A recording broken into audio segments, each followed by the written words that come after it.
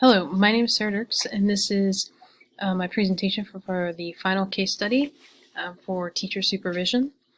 And the case study centers around a teacher reacting negatively to her personnel evaluation. Summary of the case: in this particular school, yearly evaluations are due, and I am in the process of determining whose contract would be renewed based on observations and evaluations. Majority of the teachers have been very successful, but unfortunately there is concern over Mrs. Stevens. When I have observed her, either formal or otherwise, there's been a lot of sit and get and a lot of poor classroom management. I visit with her and I meet with her to talk about my observations. She's generally combative and defensive, saying that I don't know what I'm talking about, or that students will clam up and not interact if I'm in the classroom. And any suggestions I give, she doesn't seem to be very open about. So I make the decision to go back and observe her again, and within a few minutes in the classroom, I'm seeing the same situation. So she's leaning too much on the lecture. So I have to fill out a yearly evaluation, and as you can see, she's about average on relationship and below average on wanting to grow, not very responsive to me as a supervisor, great difficulty in motivating students, and personality-wise is below average. So due to this, I would choose to not renew her contract. And I brought this to her and asked her to meet with me, and when I handed her the evaluation, she said it was unfair and inaccurate. She went on to be argumentative about my ability to evaluate her because I've never taught her subject matter, and so I don't know what that's like. And then she also pointed out that as her supervisor, I've not given her sufficient feedback, and that the issue is mine, and she will fight my recommendation if it means going to court. So in Kansas, principals are to provide an evaluation for teachers. And in this situation, it didn't appear that she was providing an environment that was harmful to students. We all sign a contract. There are no laws that she violated in relationship to that, but there is maybe this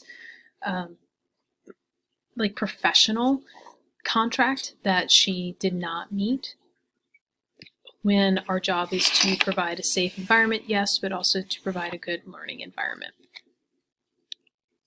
This is the requirements from the KSDE website about what we as supervisors are to do. And really there's only one requirement for a full class period, or 30 consecutive minutes per year within the first couple of years.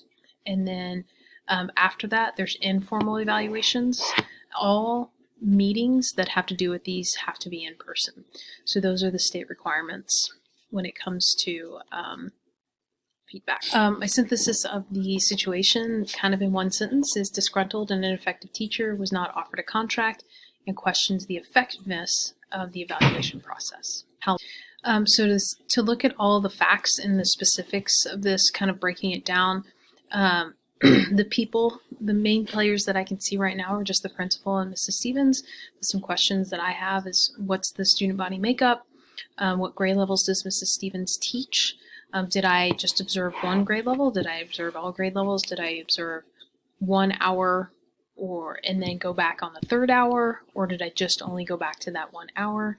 If it's elementary school, was it at the beginning of the day, end of the day? How involved is Mrs. Stevens in the community? Because that could play a role. How long has she actually been there? It's implied that this contract, if we were to renew her contract, would have been a tenure track. And so that means maybe 4 years, depending on the state. In Kansas, it's 4 years, but also keep in mind that Kansas took away tenure. So depending on the school district, that's not even an option. And then what were her previous evaluations like, and what process was there for her to improve? Is this a pattern? Was she a stellar teacher last year and then something happened this year? Has she always been on this track of sit and get kind of old school teaching? And has she always had a negative attitude? The place that we're looking at specifically is the classroom in her community, but again, grade level, demographic and size of her classroom. Is it a large class? Is it a small class? Mainly boys, mainly girls, a good mix of both, different grade levels, etc. What's the teacher retention in the building in general? And then how many teachers are in the school?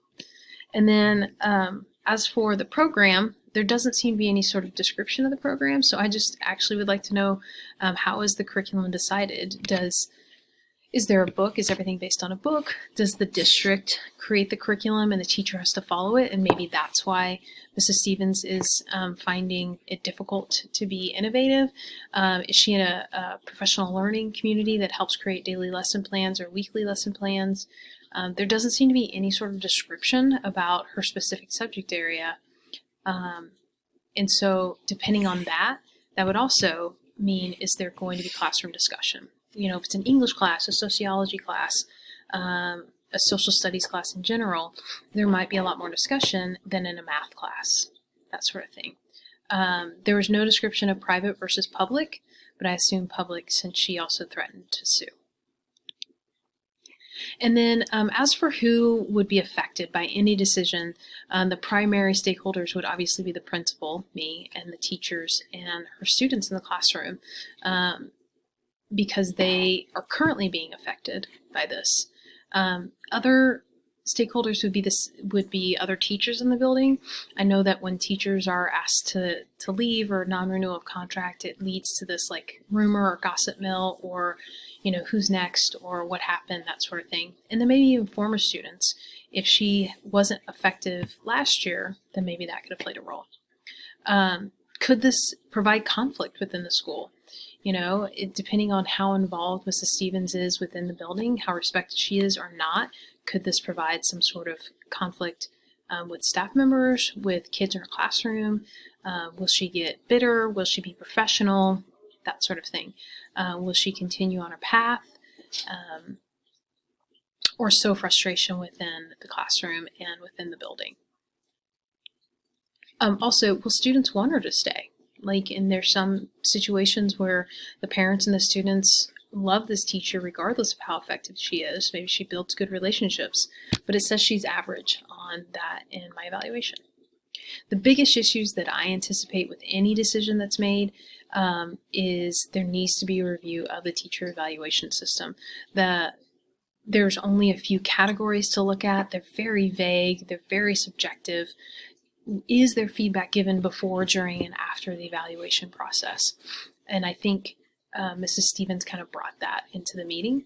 How many supervisors are in the building? Am I the only one? Am I the end-all, be-all when it comes to making decisions? Or are department chairs involved, or senior veteran teachers? Is there an associate principal involved? And how often are we required to enter a classroom? Kansas says once. And so is there more? And is that based on a 1 day of supervision or multiple days? The other people that I think should be consulted definitely are HR. They're going to have to meet with her about kind of an exit process. And then any supervisors of my own, any curriculum instructors in our district. We have curriculum instructors for each subject matter at the elementary and at the secondary level, and maybe they have been working with this person and they should be aware. Department chairs, other associate principals. Is there a mentor program? Because if she's in her first couple years, maybe there's a mentor that we need to talk to. In order to make a decision, I have to think about what's in the best interest of the students. Maybe not right now, maybe this year is a wash, but definitely for students in the future. So if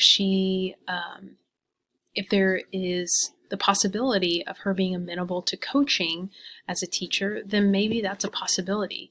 If she builds decent relationships with kids, then maybe we can work on the curriculum, because that's usually the hardest thing. Most teachers know their subject matter really well, but it's that relationship piece and the classroom management piece that usually goes to the wayside. I need to do more research on her past educational experiences. Am I her first school? And again, what was the last couple of years like? And are these couple days just a fluke?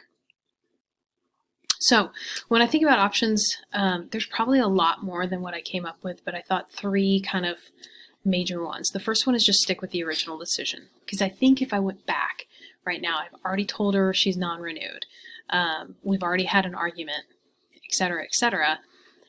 If I went back on that, then maybe that would appear that I'm wishy-washy. And that I don't stick to my guns, and that I'm willing to cave under the threat of some sort of court proceeding. The second option is to kind of have a discussion like, hey, we talked, and I kind of had, I talked with some other people and came to the decision that maybe you're right. Maybe I haven't done the best job, or maybe you haven't been given the best supervision, so let's give it 1 more year. We'll put you on a probationary contract that doesn't tenure you, and that you have to go through a mentor program or a curriculum coach program. And so we don't get a teacher.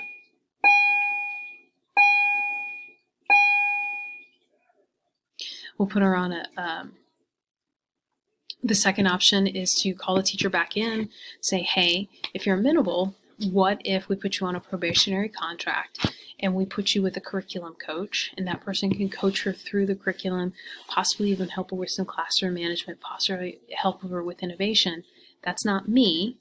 And then we revisit these evaluations. Do we see improvement?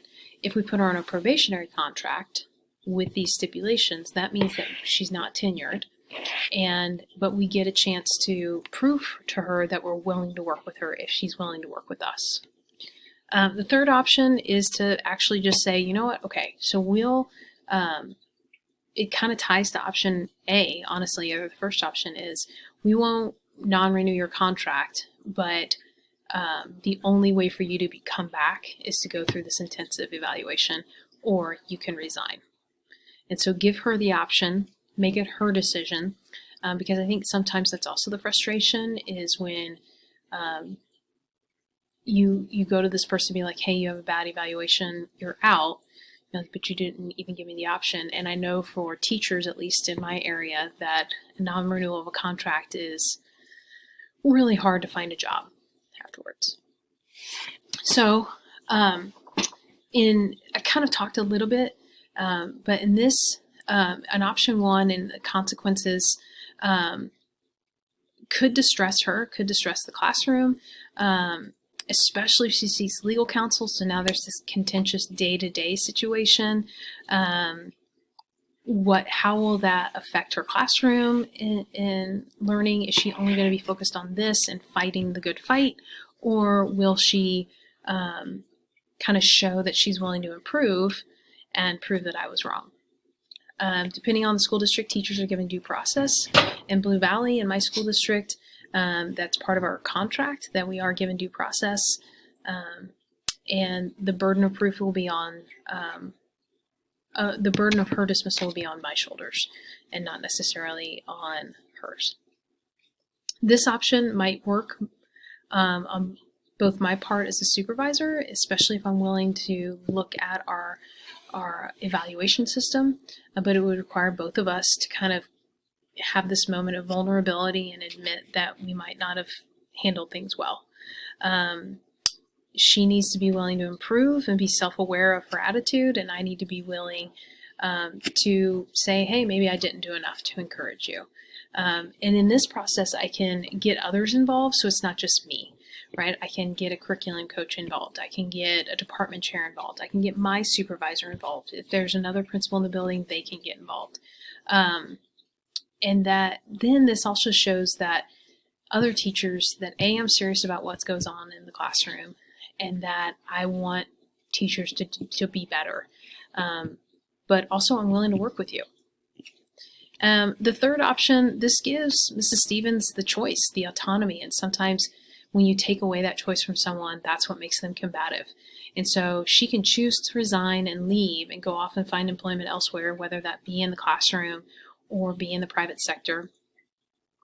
But it's this implication that she still has a lot of improvement, and she still has a lot of animosity.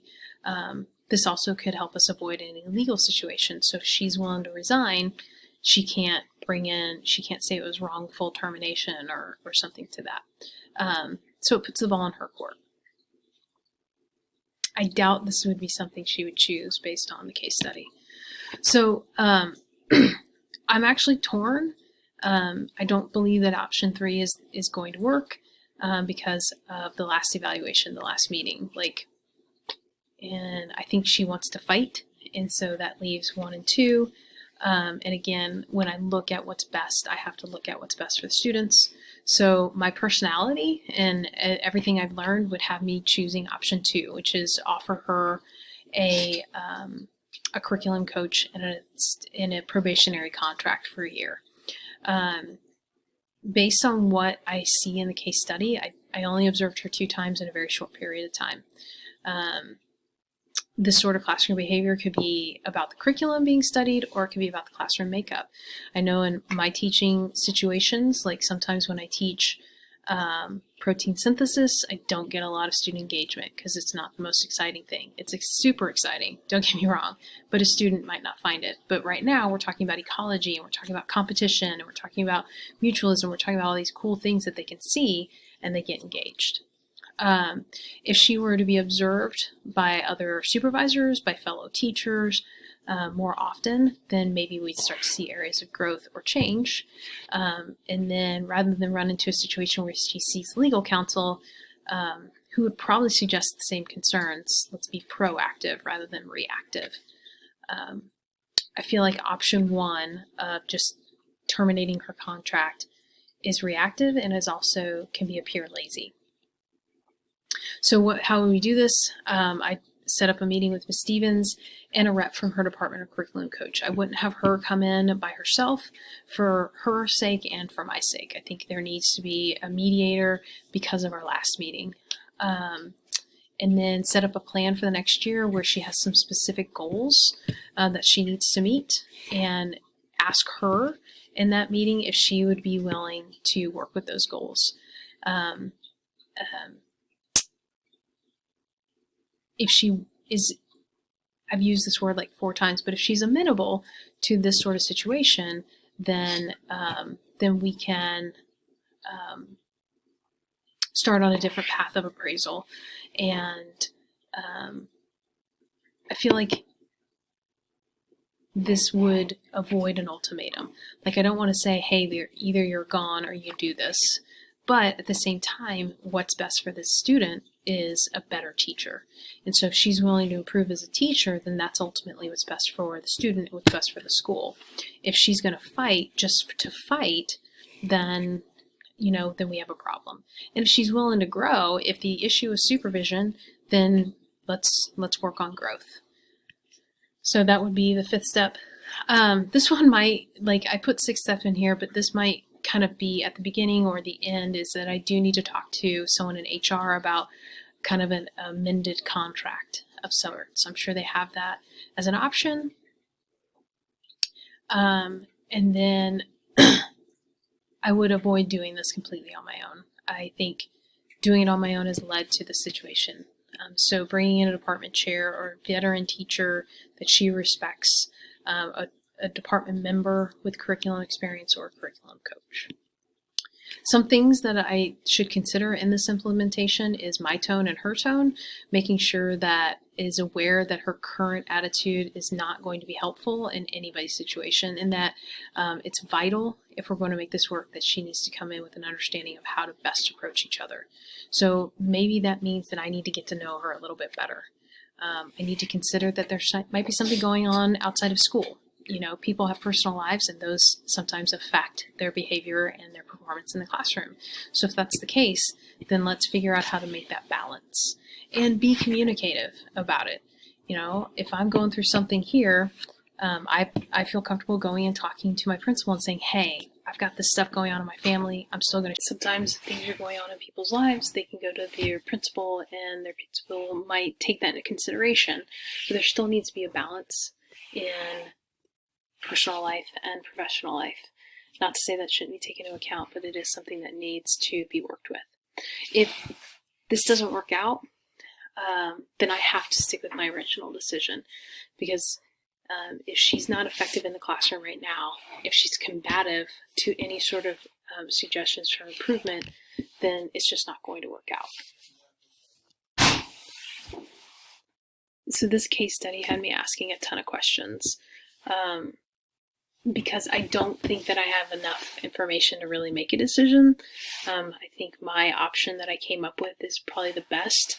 In this course of this class, a lot of things that have come to mind in the readings is the importance of relationship between teacher and staff, or principals and the staff. And that doesn't mean that we need to be hanging out on the weekends, but there needs to be a mutual respect. There needs to be an understanding of who's in every classroom and why they're there. And I can't just pop in for 15 minutes on one day and an hour on the next day and then make a decision about the future of this person. And so, but I also know that it's not always feasible to go into a classroom multiple times throughout the year. And so those are things that I have to consider. And so that's why I don't feel comfortable with the option that was in the case study. I don't think a broad sweep of non-renewal of contract was the best decision based on the information that was given. I think that what I observed is that she probably needed guidance long before I came into the classroom, and she was swept under the rug. It wasn't a big deal at the time. Or maybe I'm a new principal or something to that effect. It kind of at the end, right here, the supervision of a subpar teacher might take the back seat and make me think it's just easier to dismiss her contract rather than work with her.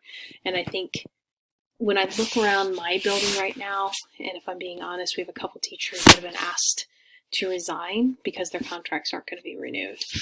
And kind of asking about those situations based on my classroom experience, the principals have told me, like, we've been working with these teachers for 2 years.